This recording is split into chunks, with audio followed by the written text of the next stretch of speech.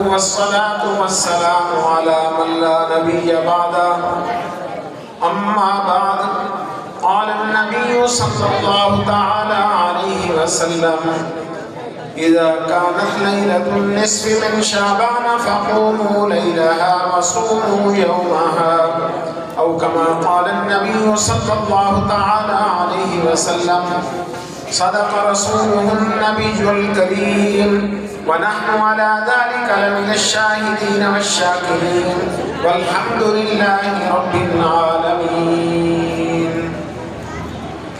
واجب الاحترام سامعین مکرم دوستوں اور بزرگوں مسلمان بھائی، ہم نے بھی آپ کے ساتھ انشاءاللہ ابھی بہت جلدی نماز پڑھنی ہے. آپ حضرات تشریف رکھیں اور ڈسپلن کو قائم رکھیں، آخر میں اٹھیں نا اور دعا کر کے جائیں. دعا جو ہے وہ مغز ہوتی ہے سارے پروگرام کا، اس لیے تھوڑا وقت میں آپ کا لوں گا. بعض اوقات مختصر بات کی جائے تو وہ یاد رہتی ہے، لمبا چوڑا بات کیا جائے تو وہ یاد نہیں رہتی. اس کی میں مثال عرض کرتا ہوں کہ ہندوستان سے ایک بزرگ تشریف لائے کراچی میں.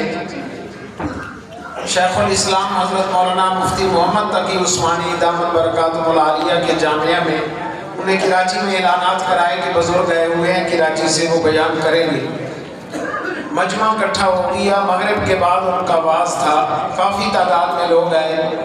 جب وہ ممبر پر بیٹھے تو واعظ کرنے والے بزرگوں نے کہا کہ بھئی بس توجہ سے میری بات سن لیں، میں مختصر بات کروں گا. حضرت نے ایک بات کہی اور 3 دفعہ کہی. انہوں نے فرمایا کہ بھئی جو کام بھی کیا کرو اللہ کی رضا کے لیے کیا کرو، جو کام بھی کیا کرو اللہ کی رضا کے لیے کیا کرو، جو کام بھی کیا کرو اللہ کی رضا کے لیے کیا کرو. وما لنا الا اللہ. رسالے میں لکھا گیا، جامعہ دارالعلوم والوں نے لکھا کہ اگرچہ حضرت نے ایک بات فرمائی تھی لیکن جب مجمع اٹھا تو ہر ایک کی زبان پر یہ تھا کہ بھئی جو کام بھی کیا کرو اللہ کی رضا کے لیے کیا کرو.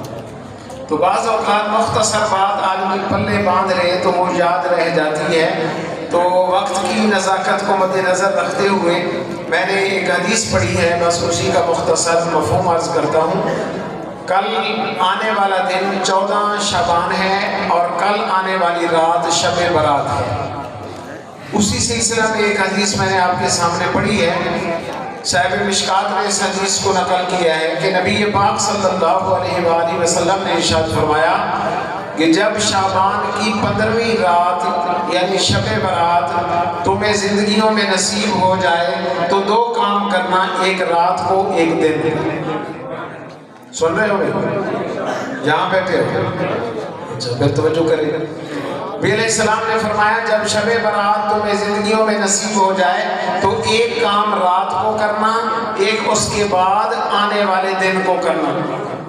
رات کو کیا کرنا؟ قوموا لیلہا.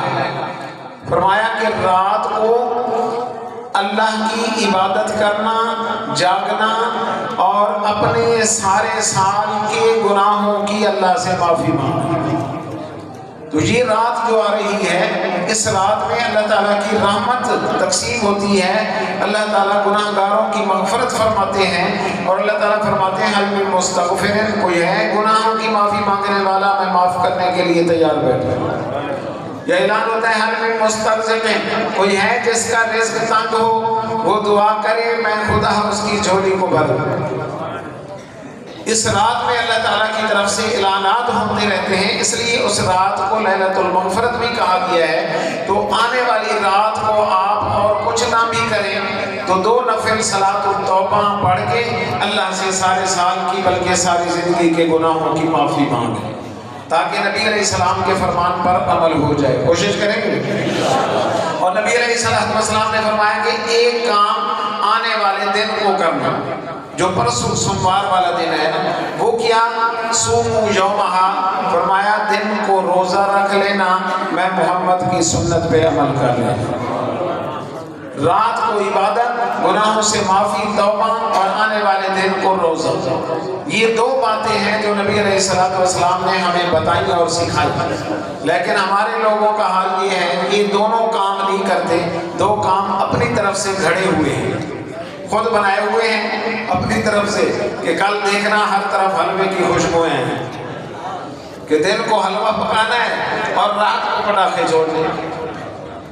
ہم بھی تو دو کام کرتے ہیں, شریعت والے نہیں کرتے اپنے کام. یاد رکھو یہ پٹاخے چھوڑنا ہندوؤں کی رسم ہے, وہ رسم چلتی چلتی مسلمانوں کے پاس آ گئی. ان کاموں سے احتیاط کرنا چاہیے کیونکہ قرآن کہہ رہا ہے ان المبذرین کانوا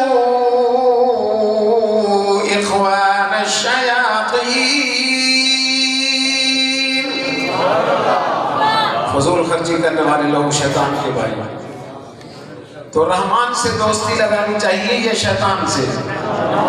جو رات کو عبادت کرتے ہیں وہ رحمان سے دوستی لگانے والے ہیں, جو پٹاخے چھوڑتے ہیں وہ شیطان سے دوستی لگانے والے ہیں.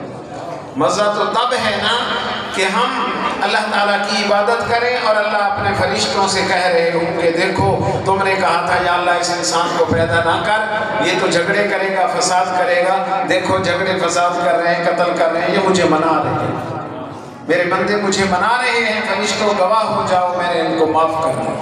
تو کل کی رات کے حوالے سے آپ حضرات ضرور اللہ کے سامنے اپنے گناہوں کی معافی مانگنا, توبہ کرنا, اور پرسوں روزہ رکھ لینا. اور یہ روزہ اکیلا ہے, اس کے ساتھ دوسرا ملانے کی ضرورت نہیں. وہ 10 محرم کا روزہ ہوتا ہے, اس کے ساتھ دوسرا ملانے کا حکم ہے, اکیلا نہ رکھا جائے. یہ روزہ اکیلا ہے کہ پرسوں سوموار والے دن روزہ رکھ لیں گے, نبی علیہ السلام کے حکم پر عمل ہو جائے گا. کوشش فرمائیں گے. آخری بات, یہ دینی مدارس خدا کی نعمت ہے. آپ کا یہ دینی مدرسہ انوار القرآن, اللہ کا شکر ادا کریں کہ دیہات میں ہونے کے باوجود الحمدللہ یہ کتنی فصل دے رہا ہے.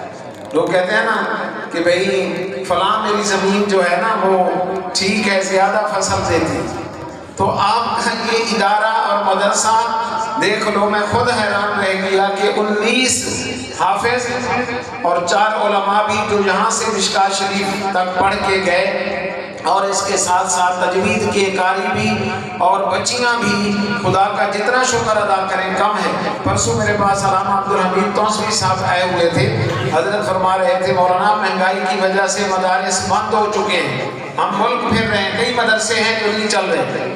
میں نے کہا خدا کا شکر ہے, میلسی اور میلسی کے ارد گرد کے جتنے حضرات ہیں دیندار مذہبی لوگ ہیں, وہ سارے اداروں کی خدمت کرتے ہیں اور الحمدللہ سارے مدارس چل رہے ہیں, کوئی ایک مدرسہ بھی بند نہیں. تو یہ ہمارا جامعہ مدرسہ بھی یہ چلنا چاہیے, یہ بند ہونا چاہیے. تو اس کے اخراجات کہاں سے آتے ہیں؟ اللہ تعالیٰ رات کو آسمان سے اتار دیتے ہیں. مفتی محمود صاحب پر کی موت میں یا بندوں کے ذریعے اللہ تعالیٰ دلواتا ہے. کیا خیال ہے؟ بندوں کے ذریعے سے آتے ہیں, اللہ اپنے بندوں کے دلوں میں ڈالتے ہیں اور اللہ کے محبوب بندے ان مدارس پر خرچ کرتے ہیں. آپ لوگ اپنی زکوٰۃ اپنا عشر نکال کے مدارس کو دیتے ہیں. دیکھیں مدارس والے آپ کو قاری حافظ علماء پیدا کر کے دیں. دنیا میں پتہ نہیں چلتا, یہ کل قیامت کے دن پتہ چلے گا. جو آپ حضرات قرآن پر خرچ کر کے جائیں گے, دین کی خاطر خرچ کر کے جائیں گے, خدا کی قسم یہی خرچ کیا ہوا کام آئے گا.